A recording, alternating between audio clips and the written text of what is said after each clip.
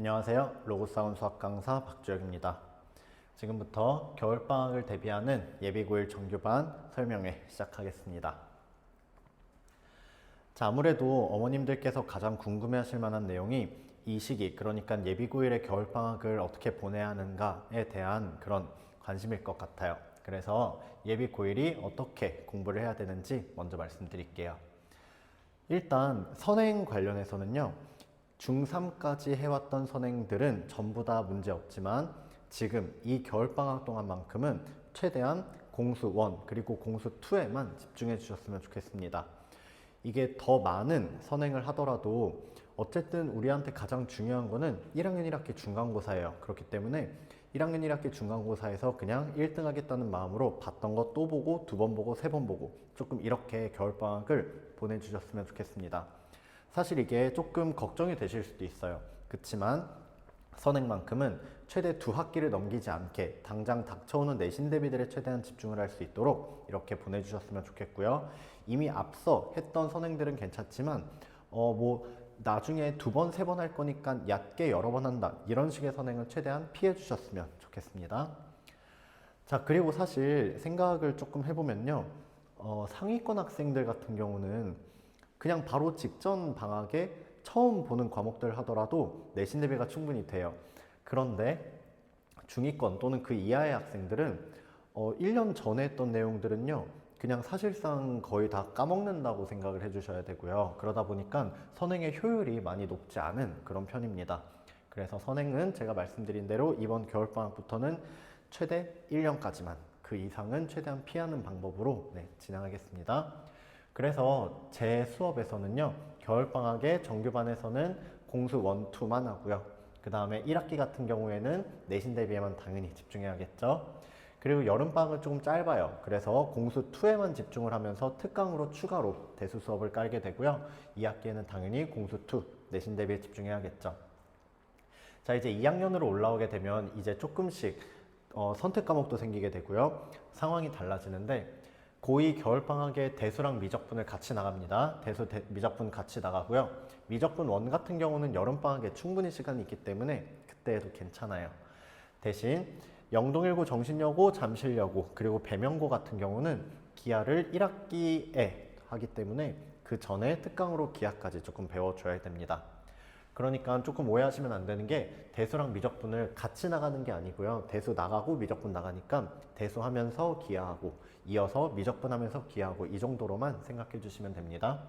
자, 그 다음에 잠신고나 배명고 같은 경우는, 배명고는 아직 확정이 아니거나 지금 1년 내내 한다고 적혀 있긴 한데요. 잠신고나 배명고 같은 경우는 2학기에 기하가 들어가 있어요.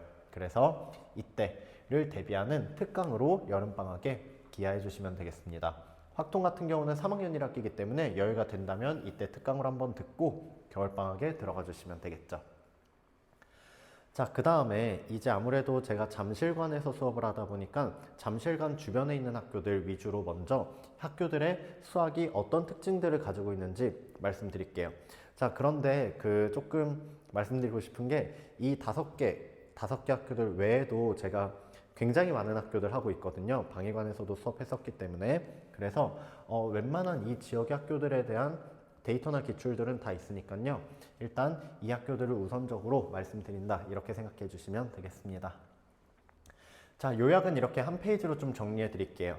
그리고 이제 지금부터 학교 하나씩 뜯어서 이 학교가 어떤 특징을 가지고 있는지 말씀드리겠습니다. 자, 정신여고예요. 정신여고 같은 경우는 매년 1학년에서는 올림포스 고난도라는 EBS 문제집을 부교재로 쓰고 있는데요. 정신여고 같은 경우는 외부 연계는 많지 않은 편이에요. 대신 부교재 안에서 여러 번 반복해서 풀어야 되는, 그러니까 연계율이 꽤 높은 그런 학교입니다.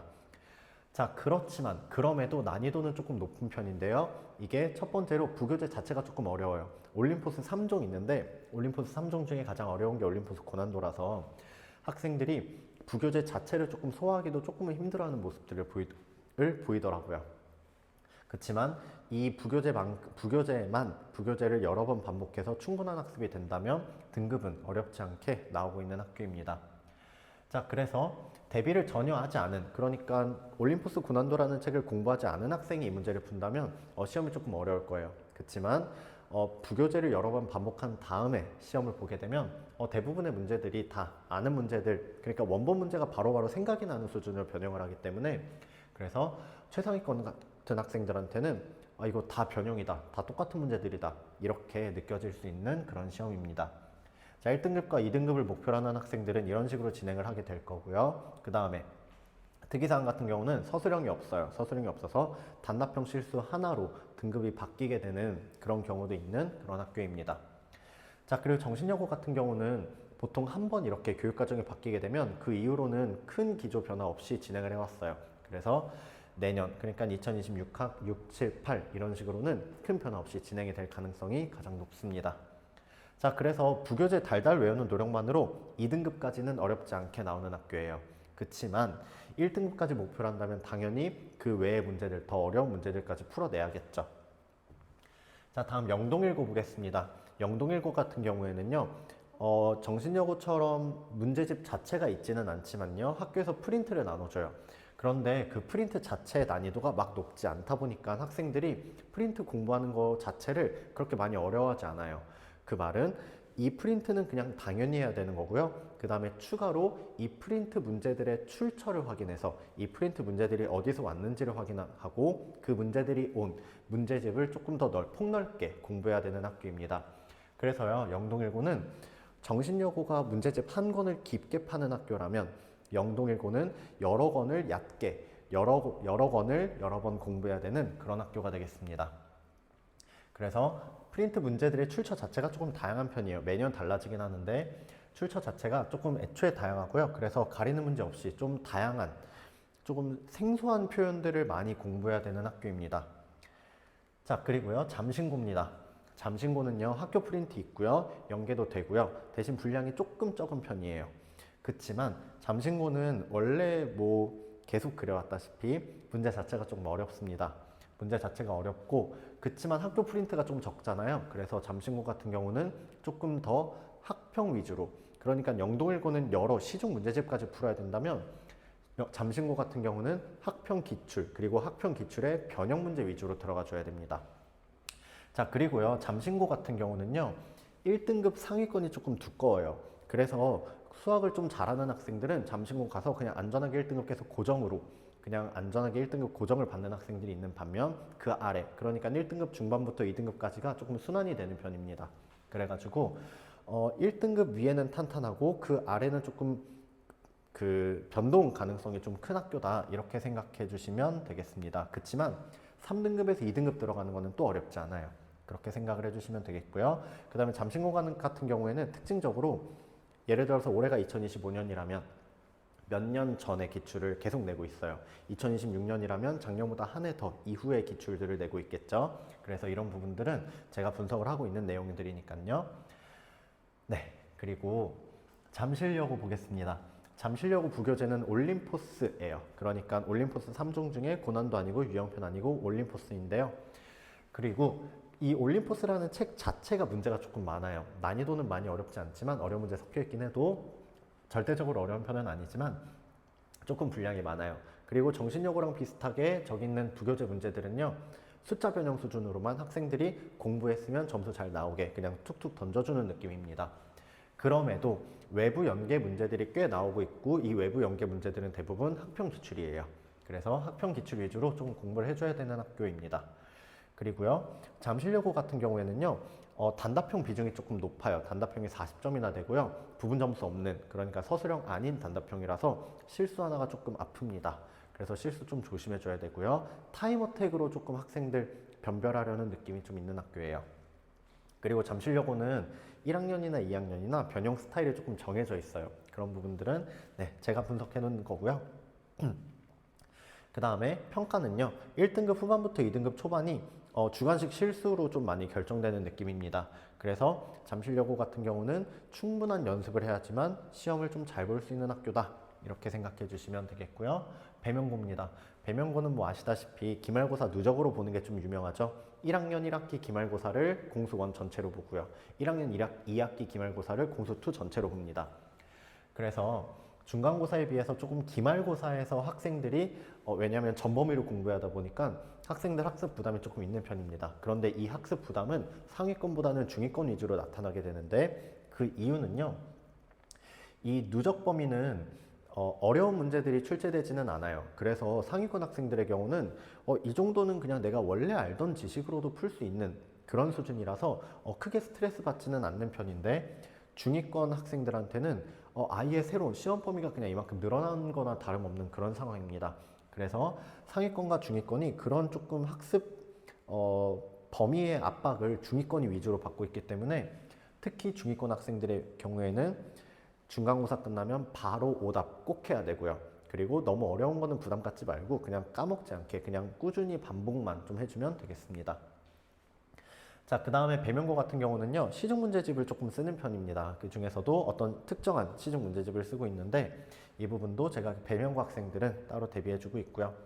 자, 그래서 배명고 같은 경우는요, 벼락치기나 암기식 공부는 조금 안 먹혀요. 왜냐하면 누적이다 보니까.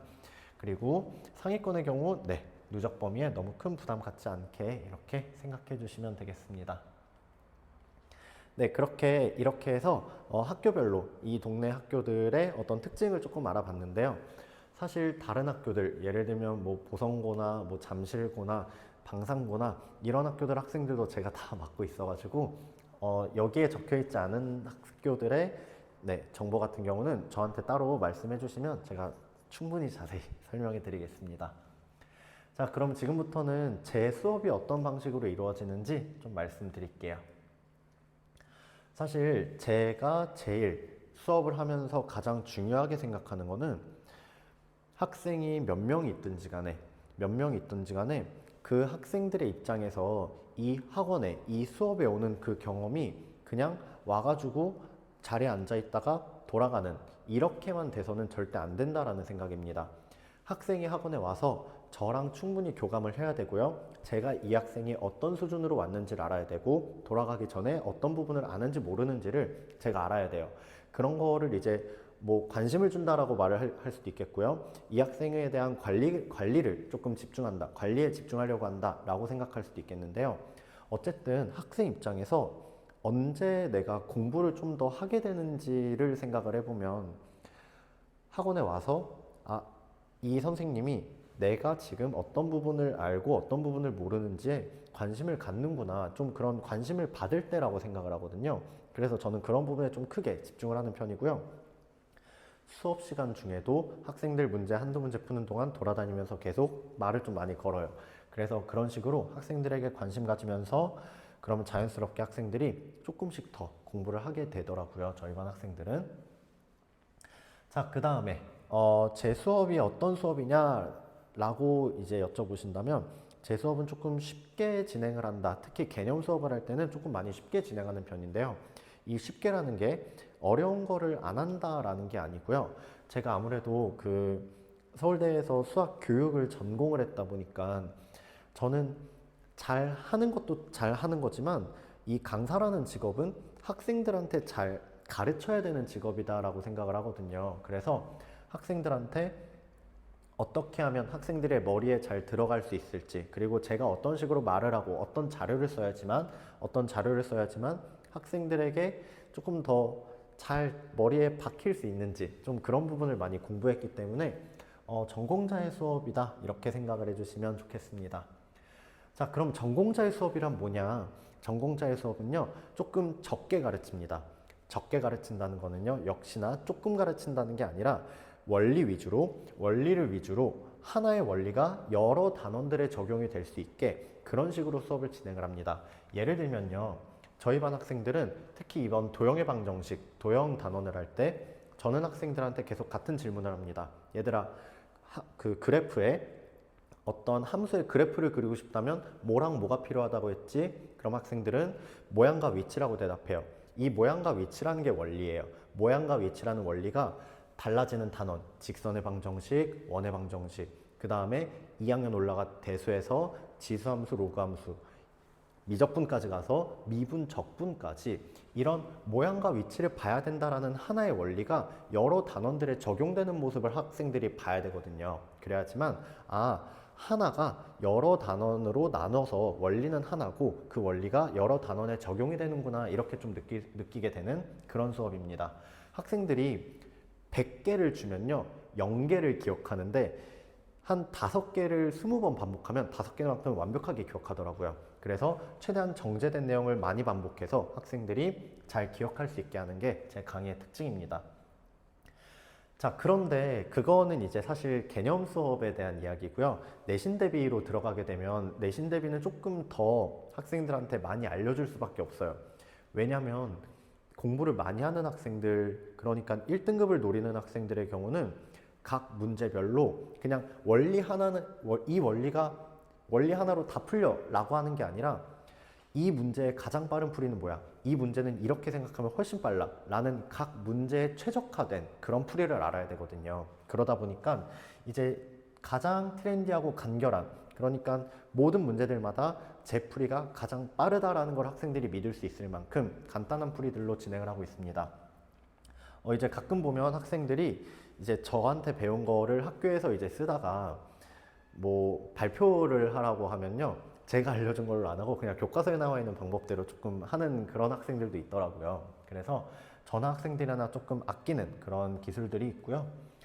자, 그 다음에 만족도 관련해서는요 제가 피드백을 좀 열심히 쓴다 이렇게 조금 보여드리고 싶은데 사실 이게 처음부터 말씀드렸던 내용의 연장이에요. 그러니까 제가 학생들한테 관심을 한 명 한 명 갖기 위해서는요 제가 수업 시간은 마찬가지고 수업 시간 밖에서도 학생 한 명 한 명을 특별하게 생각하는 시간이 많이 필요하더라고요. 그게 학생이 많든 적든 학생 한 명 한 명을 생각하는 시간이 꼭 필요하기 때문에 저는 이렇게 피드백을 조금 자세히, 그리고 제가 직접 전부 다 작성을 하고 있고요. 조금 더 자세히 보시면 학생들이 어떤 식으로 수업을 듣고 있는지, 그러니까 일찍 와서 숙제 못했던 거 다 했다, 아니면 뭐는 틀렸는데 그거는 제 해설 강의 안 듣고 그냥 혼자 풀어보겠다고 했다, 이런 식으로, 아니면 쉬는 시간이 조금 잦지만 어쩌고 저쩌고 이런 식으로 제가 특정 시간만큼은 이 학생 한 명을 온전히 생각하면서, 그리고 그 시간 동안 나 이 친구한테 뭐 줬어야 되는데, 아니면 다음 시간에 뭐 주기로 했으니까 그거 준비, 아니면 이 학생이 이때 약간 졸았던 것 같은데 여기 잘하는지 확인해 봐야겠다, 이런 식으로 한 명 한 명을 좀 챙기기 위해서 저도 피드백을 계속 하고 있습니다. 자, 사실 그러다 보니까 이제 어머님이나 학생분들 그리고 수업을 듣는 분들의 만족도가 조금 높은 편이에요. 그러니까 그냥 학원에 보내기만 하는 게 아니라 보낸 다음에 학생이 학원에서 어떻게 수업을 듣고 있는지를 이만큼 자세하게 듣다 보니까 가정에서도 학생의 상태에 대해서 조금 더 신경을 많이 쓰게 되고, 그런 좋은 피드백이 계속 반복되는 그런 수업이다 라고 생각해 주시면 되겠습니다. 그래서 이번에 학생들한테 조금 물어봤던 설문조사인데요, 올해 물어봤던 것들인데 저희 반 학생들은 어떤 느낌이냐면, 성적도 당연히 올라주고 있지만 포기하지 않고 하겠다, 아니면 앞으로도 계속 꾸준히 열심히 하겠다, 조금 이런 태도 면에서의 변화가 조금 큰 그런 수업입니다. 그래서 학생들 입장에서도 이 사람이 나한테 관심을 충분히 갖고 있구나, 그런 부분들을 조금 느낄 수 있는 수업이 되겠고요. 그 다음에 제가 학생들한테 내 수업에 왔을 때 내 수업은 뭔가 다르다라는 걸 느낀 게 있느냐라고 물었었는데, 제일 많이 나왔던 게 시험 기간이 되면 학생들마다 그 상황이 다 달라요. 그러니까 시험은 다음 주인데 누구는 부교재 한 번밖에 못 풀었고, 누구는 2번, 3번, 4번 풀었고, 누구는 그냥 아예 다 외워놨고, 그런 학생들마다 이제 결국은 시험 전까지 학생 한 명 한 명 최적화된 방법으로 시험을 대비해야 되기 때문에 시험 직전 되면 제가 1대1로 너 이거 하고 이거 하고 이거 해, 너는 이거 먼저 하고 시간 되면 다음 것까지, 이런 식으로 정리를 해주거든요. 그런 부분들이 학생 입장에서 오케이, 나는 이거 하면 되겠다, 좀 이렇게 깔끔하게 정리할 수 있는 그런 경험이 됐던 것 같습니다.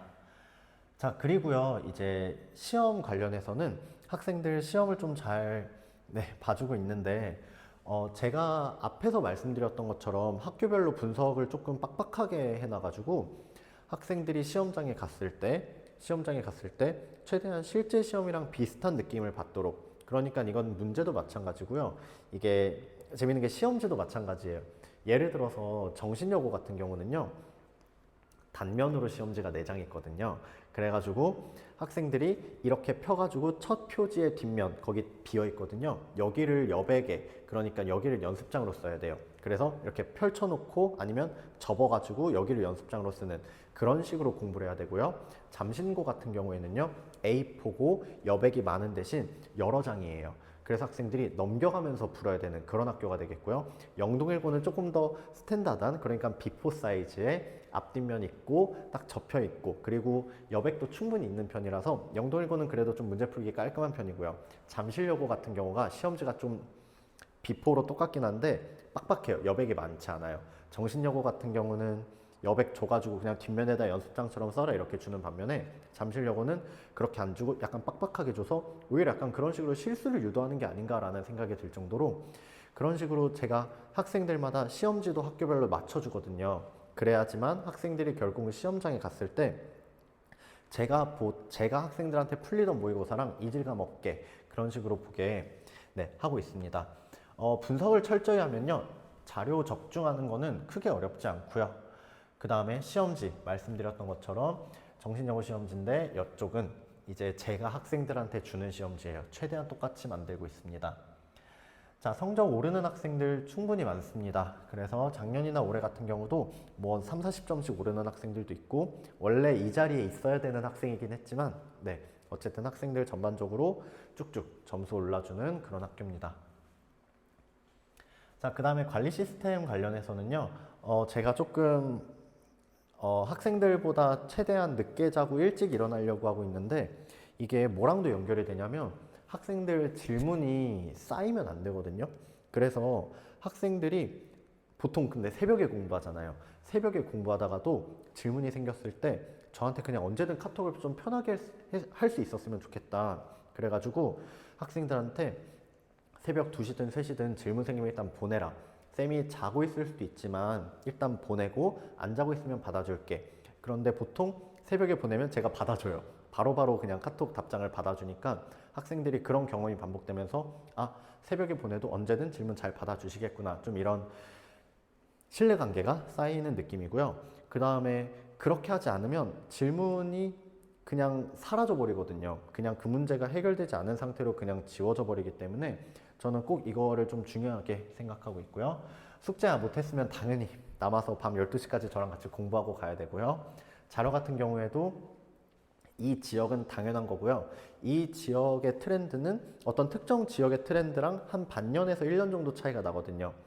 그래서 이 지역에서 나오는 문제들의 올해를 예측하기 위해서는 작년에 다른 지역의 문제들을 봐야 돼요. 그래서 조금 전국에서 좀 괜찮은 문제들 나오는 학교를 중심으로 자료들은 다 잘 준비가 돼 있고요. 영상 강의는 학생들 모르는 거 있으면 따로 더 찍어서 줘요. 자, 그 다음에 앞에서 말씀드렸던 학생들이 뭐 궁금하거나 이런 거 있으면 바로바로 답장을 해주는 느낌이고요. 그래서 시간표 설명해 드리면요, 저희는 통합반, 연합반으로 진행하고요. 그 다음에 A반과 S반으로 나눠서 진행하는데, A반 같은 경우는 최소 2등급까지 들어와 주기를 바라는 학생들이 A반에 들어오시면 되겠고요. S반 같은 경우는 이제 1등급 또는 그 이상 등수를 원하는 학생들이 이제 1등급을 확보하거나 그 위로 등수를 원하는 학생들이 S반으로 들어와 주시면 되겠습니다. 자, 제가 강사를 하면서 두 가지를 조금 중요하게 생각하는데요. 첫 번째로 학생들, 저희 반에 가장 열심히 하는 학생이 있다면 그 학생보다도 제가 더 많이 당연히 그래야 되는 거고요. 그 다음에 어떤 가르침에 있어서는요, 다른 선생님들께서 해주시는 것보다 제가 하나 꼼꼼하게 가르치는 것만큼은 잘할 수 있다고 생각하기 때문에 그 부분 특히 더 집중해서 이제 계속 잘 해오고 있으니까요. 궁금하신 부분 있으면 언제든 연락 주시고요. 이렇게 겨울방학 설명회 마치도록 하겠습니다. 감사합니다.